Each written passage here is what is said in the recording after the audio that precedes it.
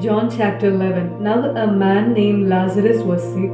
He was from Bethany, the village of Mary and her sister Martha.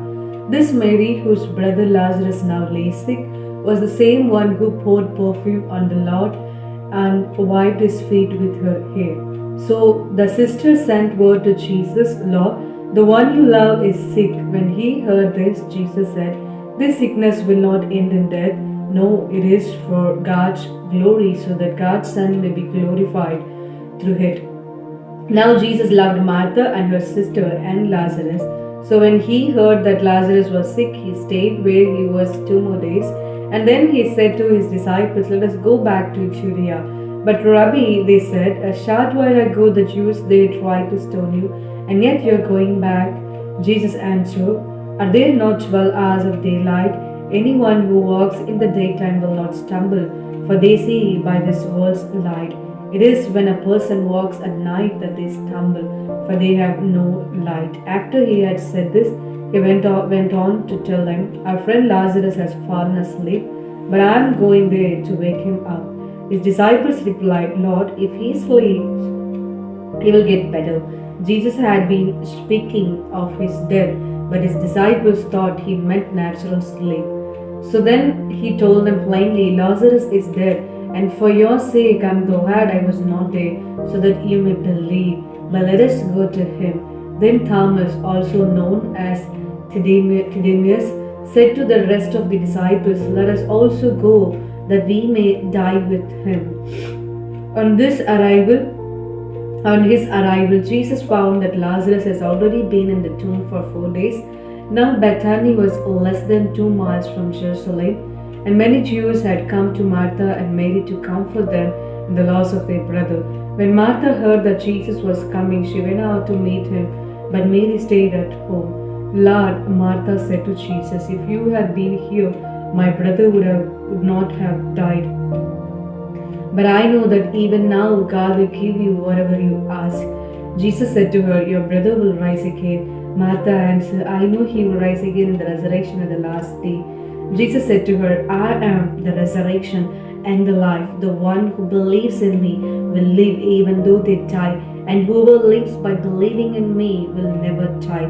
Do you believe this? Yes, Lord, she replied. I believe that you are the Messiah, the Son of God, who is to come into the world. After she had said this, she went back and called her sister Mary aside. The teacher is here, she said, and is asking for you. When Mary heard this, she got up quickly and went to him. Now Jesus had not yet entered the village, but was still at the place where Martha had met him. When the Jews who had been with Mary in the house, comforting her, noticed how quickly she got up and went up, they followed her, supposing she was going to the tomb to mourn there. When Mary reached the place where Jesus was and saw him, she fell at his feet and said, Lord, if you had been here, my brother would not have died. When Jesus saw her weeping, and the Jews who had come along with her also weeping, he was deeply moved in spirit and troubled. Where have you laid him? He asked. Come and see, Lord, they replied. Jesus wept. Then the Jews said, see how he loved him. But some of them said, could not be who opened the eyes of the blind men have kept this man from dying? Jesus, once more deeply moved, came to the tomb. It was a cave with a stone laid across the entrance. Take away the stone, he said. But Lord, said Martha, the sister of the dead man, by this time there is a bad odor, for he has been there 4 days. Then Jesus said, did I not tell you that if you believe, you will see the glory of God? So they took away the stone. Then Jesus looked up and said, Father, I thank you that you have heard me. I knew that you always hear me, but I said this for the benefit of the people standing here, that they may believe that you sent me. When he had said this, Jesus called in a loud voice, Lazarus, come out. The dead man came out, his hands and feet were wrapped with ties of linen and a cloth around his face. Jesus said to them, take off the grave clothes and let him go.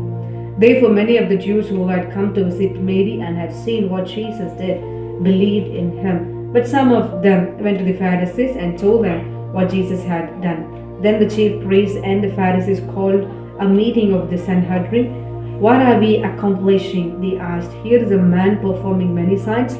If you let him go on like this, everyone will believe in him, and then the Romans will come and take away both our temple and our nation." Then one of them, named Caiaphas, who was high priest that year, spoke up. "You know nothing at all. You do not realize that it is better for you that one man die for the people than that the whole nation perish." He did not say this on his own, but as high priest that year he prophesied that Jesus would die for the Jewish nation, and not only for that nation, but also for the scattered children of God, to bring them together and make them one. So from that day on, they plotted to take his life. Therefore, Jesus no longer moved about publicly among the people of Judea.